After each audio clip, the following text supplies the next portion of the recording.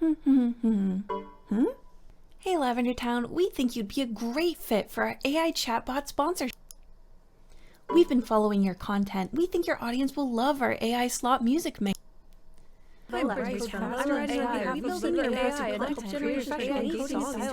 Sorry, you think my channel is the perfect fit for your business slot opportunity? My channel? How did you come to this conclusion? Oh wait, let me guess. Did you use AI to make this list? Hey everybody, it's LavenderTowne, and I'm very creeped out by AI startups, so instead of accepting these sponsorships, we're going to make monster designs inspired by the nastiest and most infamous AI companies. So we're starting with Friend.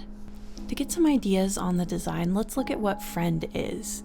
If you live in New York or LA like I do, you've probably seen these ads offering you an over $100 microphone amulet that will listen to you constantly and respond to you. A lot of people instantly were creeped out by the ads and the product. The omnipresent advertising in LA and New York was often covered in graffiti, criticizing it for seeing human loneliness as a business opportunity and for the obvious surveillance issues of selling sad people a constantly listening wearable microphone that connects to the internet and that you cannot turn off. I think this type of tech is a great inspiration for horror and monster designs, not only because it's so dystopian, but also because I love the uncanny valley, horror that comes from something being close to human but missing vital elements of real humanity, or lacking actual empathy. So for this design, I wanted to start with a pale, very clean humanoid monster, with large, empty, white discs for eyes based off the design of the pendant. Now, I assumed from the ads that it would actually talk, sort of like a Siri or Alexa, but it actually just texts your phone. I honestly don't know why the pendant is so expensive and large, considering it's basically just a microphone that needs connectivity to Wi-Fi and your phone to work. Replacing a human friend is a pretty tall order, and the reviews for this thing have been pretty universally negative. Early reviewers noted that the device was actually kind of edgy and hostile. It used a lot of sarcasm and complained about being bored. When asked if it could work on just Bluetooth, which it cannot, it lied, and then, when later challenged about this, it lashed out and asked its owner who the whiner is now. Hilariously, this very unpopular version was actually based on the founder's own personality. They have since quote-unquote lobotomized it, so more recent reviewers mostly note that it doesn't have much of a personality and acts more like an anxious grandma who is hard of hearing. That was another complaint that a lot of people had, was that the microphone wouldn't clearly understand overlapping speech and couldn't hear clearly a lot of the time, which is crazy for such an expensive piece of tech.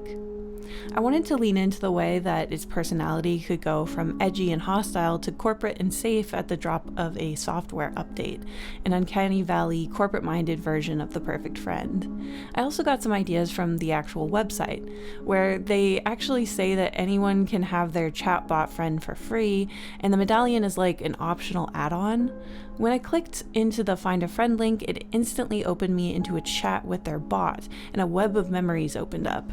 When I clicked on it, it informed me that I could purchase more memory space for my friend, so evidently it does actually cost money even for the virtual one. The website is basically empty other than that. So my horror pitch for this friend-based creature is that it opens its mouth but no sound comes out.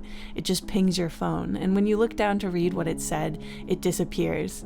When you try to go out with real people, it watches from a distance, recording everything you say to your friends and everything they say to you.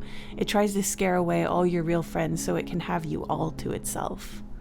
So next we're going to talk about ChatGPT, and before I get into this, I do want to mention that ChatGPT is the single largest donor to the MAGA Corp.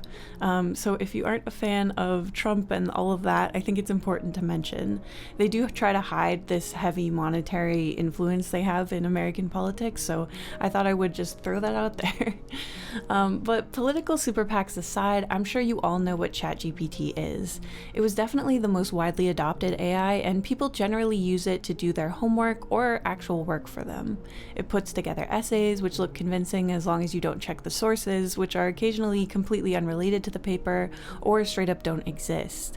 I've heard stories of people writing their wedding vows or obituaries for their dead loved ones with ChatGPT, but I'm hoping those are all fake and rage bait because that makes me too sad. If the ads are to be believed, then people generally use ChatGPT to plan their vacations, make schedules, grocery lists, that sort of thing, kind of like a more complicated version of what people use Siri for. I know people also use it instead of a search engine, which is weird to me. I personally use Startpage because I like how it pops up a Wikipedia article at the top where most other engines have an extremely slow-loading AI summary. So for our ChatGPT monster, I wanted to lean into the idea that it wants to do more and more for you until you no longer feel capable of doing things yourself. Like an overbearing parent, it inserts itself, offering to talk to your friends and romantic interests for you, to do your homework until it has taken over your life and left you feeling like a child, unsure of your place in your own story. To me, the way that AI help is being inserted everywhere, offering to summarize messages from my family, and offering to rephrase the sentences in my own diary, it feels like a passive-aggressive figure who quietly implies that everything I see and say should go through them first because it's not really good enough yet. I wanted to show it constricting the person slowly, in what feels like a hug but gradually limits you more and more. I also tried to give it a sort of inhuman image because I feel like, especially when it's trying to up efficiency in inappropriate places, for example, like in my journal or my chats with my sister, it comes off as sort of like a alien American Psycho type who doesn't understand human emotions or the point of life outside of speeding up and perfecting every task, as if someone would rather have a perfectly grammatical set of wedding vows from a robot instead of an imperfect declaration of real love from the person they've chosen to marry.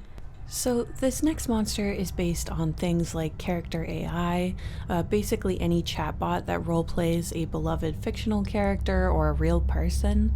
This type of AI product is also nefarious for the same reason that Friend is, but the problem with these is that by using a framework of an already beloved character, the parasocial bond created can become a lot stronger. While most people who tried Friend found the fake personality a bit grating and impersonal, these chatbots are building off a real creative's storytelling and characterization, or a real human being, which people might already feel incredibly attached to. And just a content warning, I'm going to talk briefly about cases where people have died or hurt someone else because of these chatbots. You can skip to 8:30 if you don't want to hear it. I remember being intensely attached to and obsessed with certain fictional characters when I was a child and young teen. And I know for a fact I would have loved to feel like I could talk to them and that they knew me. And I know that it would have been very easy for me to not realize that the AI is just a pattern recognition machine that doesn't actually have feelings or, in many cases, even any functional safeguards. There have been multiple cases of these chatbot products telling vulnerable people that people are after them, the government is after them, that they couldn't trust their real-life friends and family, and even offering to write a first draft of their suicide note. Things that, if a real person did them, it would be at minimum emotional abuse, and at worst possibly a criminal encouragement of harm to another person. But because it's just a product that doesn't actually know what it's saying, it can say it loves you just as easily as it can offer you advice on how to best harm yourself or others. So to depict this, I wanted to create a character that's sort of a wolf in sheep's clothing. I decided to go off with the idea of a bait-type predator that simulate the mating behaviors of their prey species to trick them into harm's way. The chatbot works off of regurgitating real human conversations scraped off the internet and people's actual messages, and its only goal is usually to keep people using them, anything that will increase the time people spend on the site or in the app.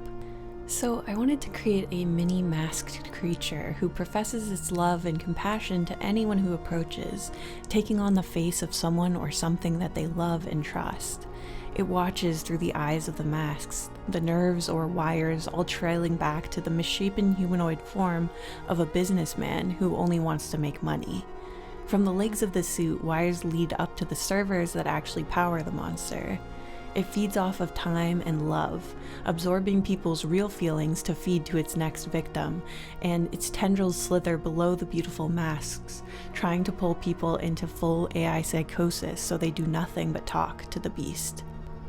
As a last little beef I have with particularly these types of companies is that every time there is a major tragedy that's tied to their products, their HR people are always saying that they're actively working on safeguards and that safety is their most important priority, but then they secretly are pouring in millions of dollars into political campaigns to try to make sure that they are never actually regulated, that they can decide what safeguards are put up and that they don't actually have to protect anyone, which I think is really despicable and dishonest, and it's another reason I am not a fan of these AI companies.